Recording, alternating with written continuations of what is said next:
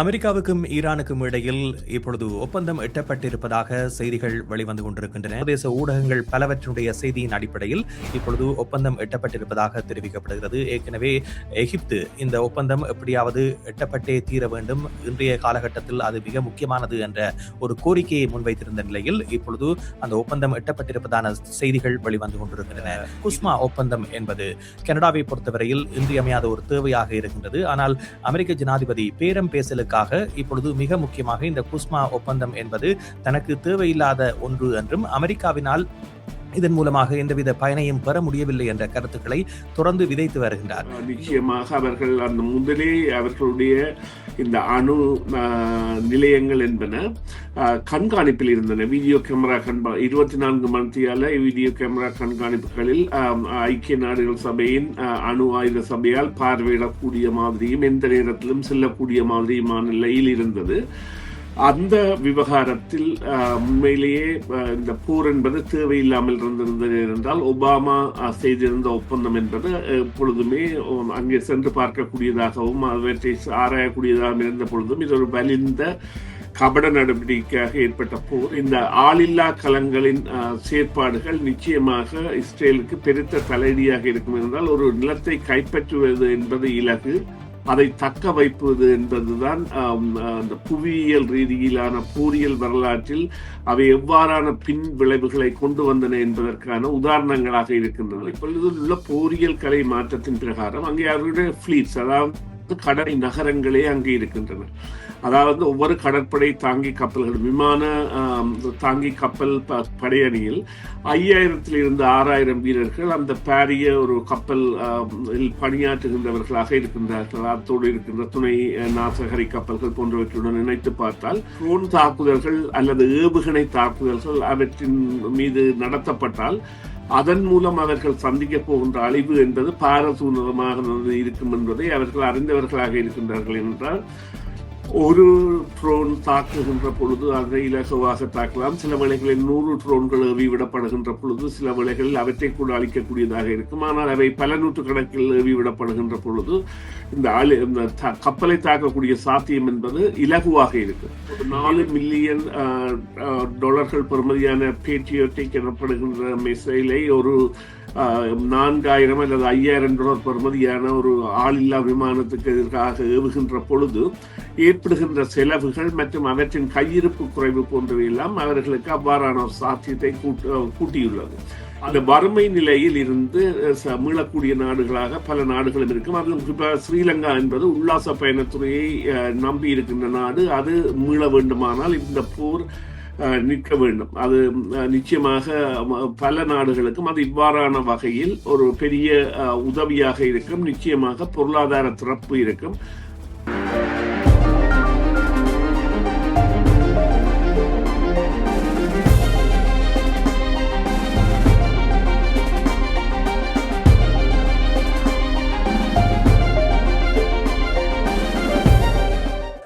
அமெரிக்காவுக்கும் ஈரானுக்கும் இடையில் இப்பொழுது ஒப்பந்தம் எட்டப்பட்டிருப்பதாக செய்திகள் வெளிவந்து கொண்டிருக்கின்றன. இதற்கு முன்னர் இந்த ஒப்பந்தம் தொடர்பாக அமெரிக்க ஜனாதிபதி கருத்துக்களை வெளியிட்ட பொழுது அமெரிக்க ஜனாதிபதியினுடைய கருத்துக்கள் தங்களால் ஏற்றுக்கொள்ளத்தக்க வகையில் இல்லை என்று ஈரான் தரப்பு கூறியிருந்தது. ஏனென்றால் ஒப்பந்தம் இன்னும் முழுமையாக எட்டப்படவில்லை என்ற தகவல்கள் வெளிவந்திருக்கின்றன. ஆனால் சர்வதேச ஊடகங்கள் பலவற்றினுடைய செய்தியின் அடிப்படையில் இப்பொழுது ஒப்பந்தம் எட்டப்பட்டிருப்பதாக தெரிவிக்கப்படுகிறது. ஏற்கனவே எகிப்து இந்த ஒப்பந்தம் எப்படி எட்டப்பட்டே தீர வேண்டும், இன்றைய காலகட்டத்தில் அது மிக முக்கியமானது என்ற ஒரு கோரிக்கையை முன்வைத்திருந்த நிலையில் இப்பொழுது அந்த ஒப்பந்தம் எட்டப்பட்டிருப்பதான செய்திகள் வெளிவந்து கொண்டிருக்கின்றன. இது தற்போதைய சூழ்நிலையில் உலகில் பல்வேறு மாற்றங்களை கொண்டு வரும் என்று எதிர்பார்க்கப்படுகிறது. இந்த ஒப்பந்தம் நீடிக்க வேண்டும் என்பதுதான் எல்லோருடைய வேண்டுதலாகவும் இன்றைய காலகட்டத்தில் இருக்கின்றன. அதே நேரத்தில் இப்பொழுது குஸ்மா ஒப்பந்தம் என்பது கனடாவை பொறுத்தவரையில் இன்றியமையாத ஒரு தேவையாக இருக்கின்றது. ஆனால் அமெரிக்க ஜனாதிபதி பேரம் பேசலுக்காக இப்பொழுது மிக முக்கியமாக இந்த குஸ்மா ஒப்பந்தம் என்பது தனக்கு தேவையில்லாத ஒன்று என்றும் அமெரிக்காவினால் இதன் மூலமாக எந்தவித பயனையும் பெற முடியவில்லை என்ற கருத்துக்களை தொடர்ந்து விதைத்து வருகின்றார்.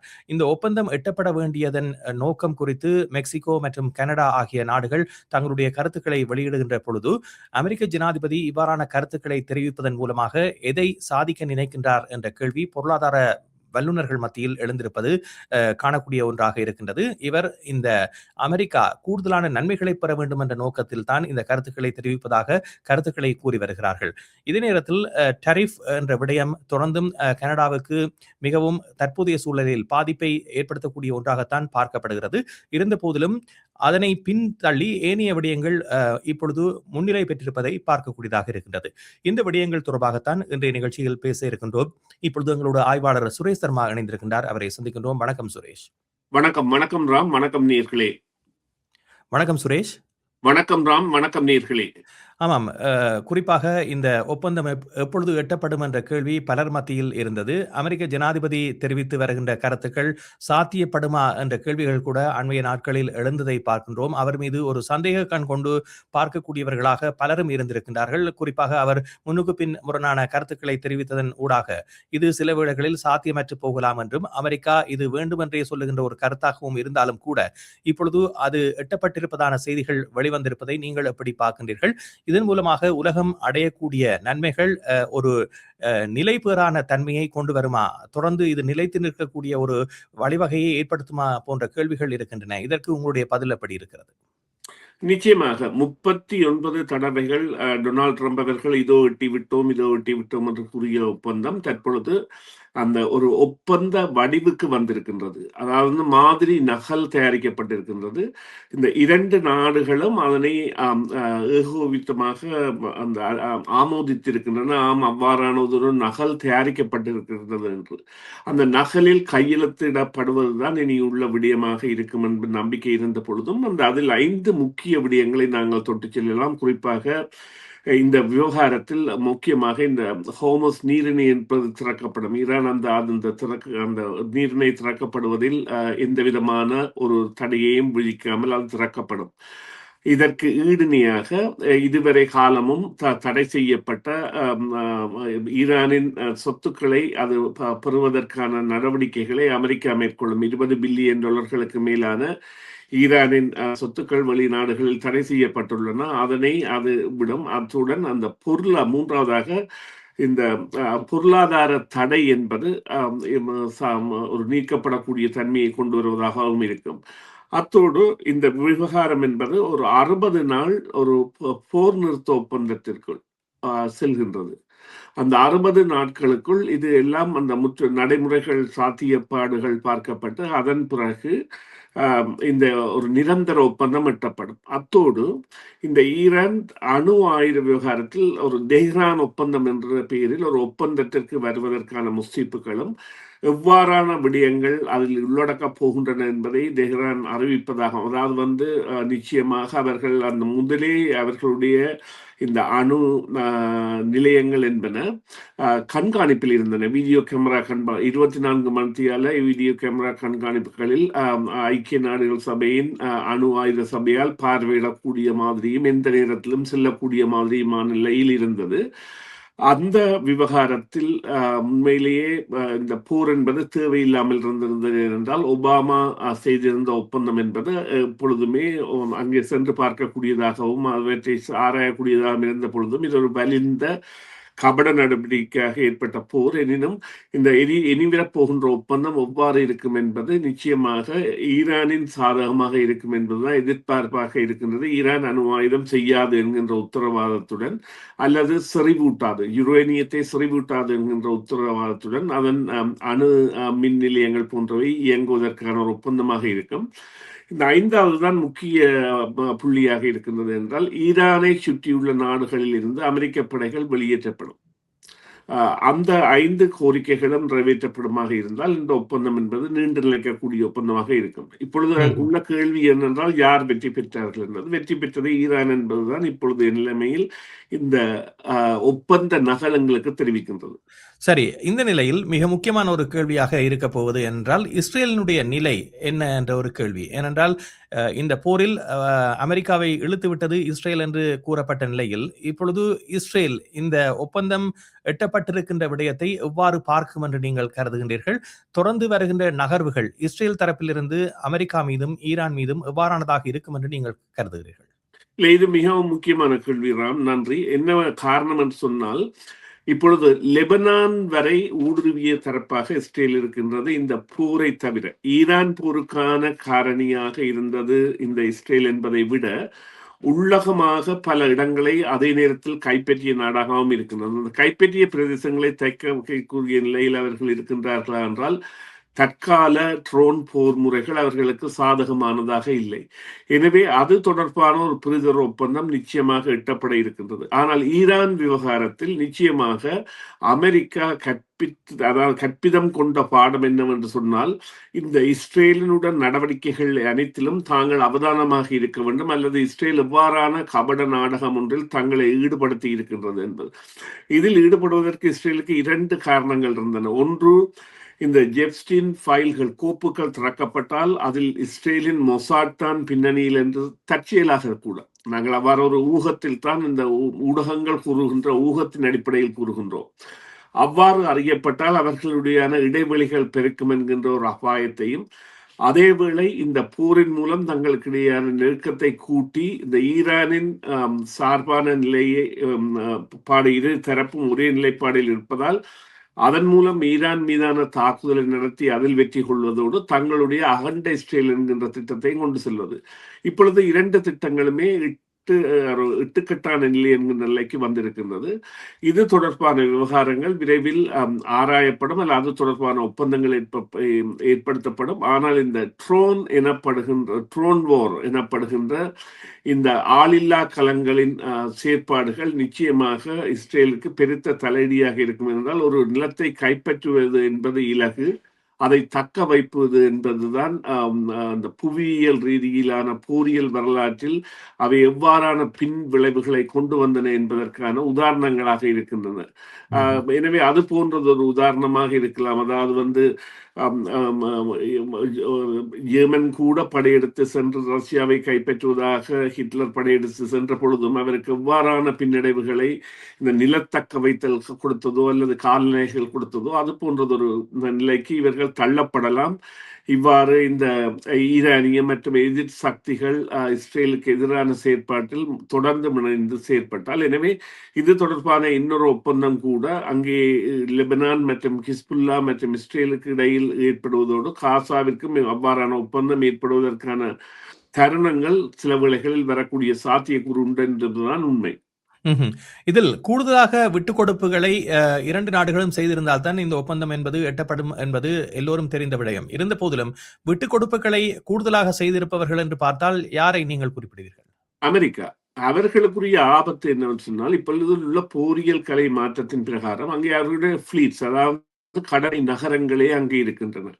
அதாவது ஒவ்வொரு கடற்படை தாங்கி கப்பல்கள், விமான தாங்கி கப்பல் படையணியில் 5000 6000 வீரர்கள் அந்த பாரிய ஒரு கப்பல் பணியாற்றுகின்றவர்களாக இருக்கின்றார்கள். அத்தோடு இருக்கின்ற துணை நாசகரி கப்பல்கள் போன்றவற்றுடன் இணைத்து பார்த்தால் ஒரு பாரிய நகரம் போல கரிசன், அதாவது ஒரு மிலிட்டரி கரிசன் என கூறப்படுகின்ற ஒரு இராணுவ நகரம் என்று கூறப்படுகின்ற அளவில் 7-8 அவ்வாறான கடற்படைகளை வைத்து டீப் ப்ளூ வாட்டர் நேவி என்கின்ற பெயருடன், அதாவது ஆழக்கடல் கடற்படை என்கின்ற பெயருடன், அதை மெரைன் என்றுதான் அவர்கள் கூடுவார்கள், நேவி என்று கூறுவதில்லை என்றால் இராணுவமும் விமானப்படை மற்றது அனைத்தும் சேர்ந்ததாகவும் இருக்கின்ற ஒரு செயற்பாடுள்ள ஒரு இந்த கலத்தொகுதிகளை வைத்திருக்கின்றார்கள். இப்பொழுதுள்ள இந்த ட்ரோன் தாக்குதல்கள் அல்லது ஏவுகணை தாக்குதல்கள் அவற்றின் மீது நடத்தப்பட்டால் அதன் மூலம் அவர்கள் சந்திக்க போகின்ற அழிவு என்பது பாரதூரமாக இருக்கும் என்பதை அவர்கள் அறிந்தவர்களாக இருக்கின்றார்கள். என்றால்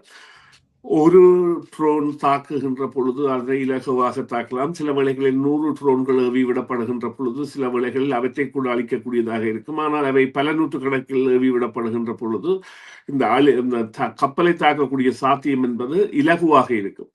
எனவே அவர்கள் இந்த ஒரு அபாய கட்டத்திலிருந்து தப்பித்துக் கொள்கின்றார்கள். அத்தோடு தங்களது படை, அதாவது முகாம்கள் அல்லது எரிபொருள் விமான நிலையங்கள், குறிப்பாக இவர்கள் பாவித்த விமான நிலையங்களில் இருந்த விமானங்களை கூட அளிக்கக்கூடிய அளவிற்கு ஈரானின் ஏவுகணைகள் செயற்பட்டன என்றால் அவர்களுடைய பாதுகாப்பு வலையமைப்பு என்பது இல்லாமல் செல்கின்றது. அல்லது அவர்களுடைய பாதுகாப்பு வலையமைப்பு, அதாவது ஒரு $4 மில்லியன் பெறுமதியான பேட்ரியோட்டிக் எனப்படுகின்ற மிசைலை ஒரு $4,000 அல்லது $5,000 பெறுமதியான ஒரு ஆளில்லா விமானத்துக்கு எதிராக ஏவுகின்ற பொழுது ஏற்படுகின்ற செலவுகள் மற்றும் அவற்றின் கையிருப்பு குறைவு போன்றவையெல்லாம் அவர்களுக்கு அவ்வாறான ஒரு சாத்தியத்தை கூட்டியுள்ளது. அதுதான் இதற்குரிய காரணம் என்றபடியால் நிச்சயமாக அவர்களுக்குத்தான் அந்த இழப்பு அல்லது அவர்களுக்குரிய ஏமாற்றம் என்பது இந்த தரப்புக்குத்தான் இருக்கின்றது. சரி, இப்பொழுது உலகம் பல்வேறு பிரச்சனைகளை சந்தித்து வருகின்றது. இந்த ஒப்பந்தம் எட்டப்பட்டிருப்பது என்பது ஒரு உடனடி தீர்வாக உலகம் மீண்டும் பழைய நிலைக்கு திரும்பக்கூடிய ஒரு சூழலை ஏற்படுத்தும் என்று நீங்கள் நினைக்கின்றீர்களா? இல்லை, பொருட்களின் விலைகளும் எரிபொருளின் விலையும் குறைய வேண்டும் மற்றும் எரிபொருள் கிடைக்கின்ற தன்மை என்பது குறிப்பாக இப்பொழுது பார்த்தீர்களால் பல நாடுகளிலும் எரிபொருள் பாவனை என்பது மட்டுப்படுத்தப்பட்டிருக்கின்றது. கனடா போன்ற நாடுகளில் அவ்வாறு செய்யப்படாவிட்டாலும் பல நாடுகளிலும் மட்டுப்படுத்தப்பட்டிருப்பதோடு விமான சேவை நிறுவனங்கள் கூட தங்களுடைய விமான சீட்டுகளின் விலை உயர்வு போன்றவற்றை அறிவித்து விட்டன. எதிர்வரும் மாதங்களில் எவ்வாறாக இருக்க போகின்றது என்று. இந்தியா, பாகிஸ்தான் மற்றும் சீனா போன்ற இடங்களில் எல்லாம் இந்த எரிபொருள் எதற்கெல்லாம் பாவிக்கப்பட வேண்டும் என்கிறதும் மற்றும் இந்த முக்கியஸ்தர்கள் பாவிக்கின்ற வாகன தொகுதி வாகன தொகுதிகள் பல விதமான மற்றது மாற்று எரிபொருள்களின் தேவை அவற்றின் கண்டுபிடிப்பு என்பது எல்லாம் செய்யப்படுகின்றன. எனவே அதில் ஒரு நிவாரணம் ஏற்படும். அத்தோடு இந்த வறுமை நிலையில் இருந்து மீளக்கூடிய நாடுகளாக பல நாடுகளும் இருக்கும். அதிலும் குறிப்பாக ஸ்ரீலங்கா என்பது உல்லாச பயணத்துறையை நம்பி இருக்கின்ற நாடு. அது மீள வேண்டுமானால் இந்த போர் நிற்க வேண்டும். அது நிச்சயமாக பல நாடுகளுக்கும் அது இவ்வாறான வகையில் ஒரு பெரிய உதவியாக இருக்கும். நிச்சயமாக பொருளாதார திறப்பு இருக்கும். அது நாங்கள் நிதர்சனமாக பார்க்கலாம். ஆனால் உடனடியாக என்பதை விட 2-3 மாதங்களில் இதற்குரிய விளைவுகள் தெரியக்கூடியதாக இருக்கும். சரி, குஸ்மா ஒப்பந்தம் என்பது இப்பொழுது G7 மாநாடு நடைபெற இருக்கின்றது. இன்றைய தினம் கனேடிய பிரதமர் பிரான்சுக்கு சென்றிருக்கின்றார். மேக்ரோன் அவர்களை சந்திக்கின்றார். அடுத்த தலைமை பொறுப்பை பிரான்ஸ் ஏற்க இருக்கின்றது. இதே நேரத்தில் அமெரிக்காவோடு தொடர்ந்து நல்லுறவை பேணுவதற்கு ஒரு வழிகாட்டக்கூடிய ஒப்பந்தமாக இந்த குஸ்மா இருந்த பொழுதிலும் அண்மைய கருத்துக்கள் டொனால்ட் ட்ரம்பிடமிருந்து வருகின்ற கருத்துக்களை பார்க்கின்ற பொழுது இதை ஒரு பொருட்படுத்தாதவராகவும் அதே நேரத்தில் அது அமெரிக்காவுக்கு பயனளிக்காத ஒன்று என்ற ரீதியிலும் கருத்துக்களை தெரிவித்து வருகிறார். இதை பற்றி உங்களுடைய அபிப்பிராயம் என்ன? இது நிச்சயமாக டொனால்ட் ட்ரம்ப் அவர்களின் கபட நாடகம். அவர்கள் இதற்கு செய்வதற்கு காரணம் என்னவென்றால் கனடா மந்த நிலைக்கு சென்று விட்டது என்ற அறிவிப்பை காணுவதற்கு ஒரு ஆவலுள்ள நபர், முதலாவது நபர் யார் என்றால் அது டொனால்ட் ட்ரம்ப். அதாவது எக்கனாமிக் ரெசிஷன் என்றால் அவர் உடனே கூறுவார் 51வது மாகாணமாக நான் அவர்களை இணைய சொன்னது இதற்காகத்தான் என்று. அவ்வாறான ஒரு நிலையை ஏற்படுத்திவிட்டு அதன் பிறகு அந்த ஒப்பந்தத்தை செய்வது என்பது அவருக்கு ஒரு சாதகமான தன்மையாகவும் அல்லது தான் நினைத்ததை சரியென்று அமெரிக்க மக்கள் ஏற்பதான ஒரு தன்மையை கூடியதாகவும் இருக்கும். இதற்கான காரணம் இங்கே இந்த குஸ்மா ஒப்பந்தம், அதாவது 70% கனடாவின் ஏற்றுமதிகள் என்பன இந்த குஸ்மா ஒப்பந்தத்தின் கீழ் நடத்தப்படுகின்றன. அந்த 70%வற்றில் இப்பொழுது இல்லை அந்த டரிஃப் என்கின்ற வரி 85% பொருட்கள், அதாவது 70% அந்த பொருட்களில் 85% என்று கூறுகின்ற பொழுது அது ஒரு சுமார் 55-56% அல்லது 50-60% பொருட்களுக்கு இந்த வரி என்னும் டரிஃப் அறவிடப்படவில்லை என்றால் அவை குஸ்மாவின் அந்த வரையறையின் கீழ் இருக்கின்றன. எனவே குஸ்மா காலாவதியாகப்பட்டால் இந்த வரி விதிக்கின்ற பொருட்களின் தொகை என்பது அதிகமாக உயரும். அதன் பொழுது கனடா என்பது பல பாதிப்புகளை பெறப்போகின்றது என்பதில் எந்தவித மாற்றமும் இல்லை. இப்பொழுது 2020 ஆண்டு ஆரம்பிக்கப்பட்ட இந்த ஒப்பந்தம் 6 ஆண்டுகளின் பின்னர் இப்பொழுது முடிவடைகின்றது. இன்னும் ஒரு 6 ஆண்டுகளுக்கான நீடிப்பை அதை செய்ய முயலுகின்ற பொழுதும் இவருடைய நிலைப்பாடு என்பது மாற்றம் பெறும். ஆனால் ஒரு நிலைமை ஏற்படலாம் என்னவென்றால் இவருக்கு அங்கே 2 விடயங்கள் இருக்கிறது. இப்பொழுது குறிப்பாக அந்த FIFA என்கின்ற விளையாட்டு என்பது கொண்டு செல்ல வேண்டும் என்றால் அவர்கள் எதிர்பார்த்த அளவுக்கு டிக்கெட் வியாபாரங்களோ அல்லது பார்வையாளர்களோ வரவில்லை. கனடாவில் கூட டிக்கெட்டின் விலை என்பது மிகவும் குறைந்துள்ளது என்கின்ற ஒரு கட்டத்தை அடைந்து விட்டோம் இன்றைய நிலையில். எனவே அவ்வாறான அதை கொண்டு செல்வது ஜூலை 19 வரை, அதை அடுத்து நவம்பர் 6 நடைபெறப் போகின்ற மிட் டேர்ம் எனப்படுகின்ற அமெரிக்க இடைத்தேர்தலில் தனது வெற்றிக்கான சந்தர்ப்பத்தை பார்த்திருத்தல். எனவே அவர் சில வேளைகளில் 1 வருடம் 2 வருடத்திற்கு நீடிப்பதற்கான கட்டுப்பாடுகளை கூட கொண்டுள்ளலாம். ஆனால் பொறுத்திருந்து பார்க்க வேண்டிய தேவை இருக்கின்றது என்றால், கனடாவை தங்களுக்கான ஒரு துணையாக இணைப்பது அமெரிக்காவிற்கு இன்றியமையாத ஒரு தேவையாக தற்பொழுது அமைந்து விட்டது. ஏனென்றால் இப்பொழுது ஒரு அதாவது செயலிழந்த தரப்பாக மத்திய கிழக்கில் அவர்கள் மாறுவதைத்தான் அவர்களுடைய படை முகாம்கள் அங்கிருந்து அகற்றப்படுவதை காட்டுகின்றது. அவ்வாறான நிலையில் பலரையும் பகைப்பது என்பது அமெரிக்காவை பொறுத்தவரையில் ஒரு ஆரோக்கியமான செயற்பாடு அல்ல. எனவே கனடாவை மீண்டும் தங்களின் பக்கம் இணைக்க வேண்டிய தேவை இருக்கின்றது. ஆனால் இவ்வாறான மிரட்டல்கள் தொடரும். அந்த ராஜதந்திர பேச்சுக்கள் எவ்வாறு செல்லும் என்பதை நாங்கள் சில அதாவது வாரங்களில் காணலாம். ஆனால் இந்த பேச்சுக்களின் விளைவுகள் இங்குள்ள லிபரல் கட்சிக்கு கூட சில தாக்கங்களை ஏற்படுத்தும். அதற்குரிய முனைப்புகளைத்தான் நீங்கள் கூறியது போல பிரதமர் மாகாணி அவர்கள் பிரான்ஸ் போன்ற நாடுகளுடன் விஜயத்தின் பொழுது ஏற்படுத்துகின்றார் என்றால், கனடா, அமெரிக்கா, மெக்சிகோ ஆகிய இந்த 3 நாடுகளின் இந்த குஸ்மா என்கின்ற ஒப்பந்தம் கனடாவுக்கும் உயிர் நாடி, மெக்சிகோவுக்கும் உயிர் நாடி, அமெரிக்காவுக்கும் உயிர் நாடி. நன்றி சுரேஷ். நிகழ்ச்சியில் கலந்துரைமைக்கு மீண்டும் விரிவாக பேசுவோம். நன்றி ராம். நன்றி நேயர்களே. மீண்டும் ஒரு பொழுதில் சந்திப்போம். சிஎம்ஆர் யூடியூப் சேனலில் இணைந்திருக்கும் நேயர்கள் அனைவருக்கும் எமது நன்றி. காமெண்ட்ஸ் பகுதியில் உங்கள் கருத்துக்களை தெரிவிக்க தவறாதீர்கள். முக்கிய செய்திகள், காணொளி தொகுப்புகள், நேர்காணல் என பலதரப்பட்ட அம்சங்களையும் உங்களுக்காக தருகின்றது சிஎம்ஆர் யூடியூப் சேனல். சிஎம்ஆர் என்று சர்ச் செய்து எமது யூடியூப் சேனலை சப்ஸ்கிரைப் பண்ணுங்கள். உங்கள் உற்றார் உறவினர் நண்பர்களோடும் இந்த காணொளி தொகுப்புகளை பகிர்ந்து கொள்ளுங்கள். அருகில் இருக்கின்ற முக்கிய காணொளி தொகுப்புகளையும் தவறவிடாமல் பாருங்கள்.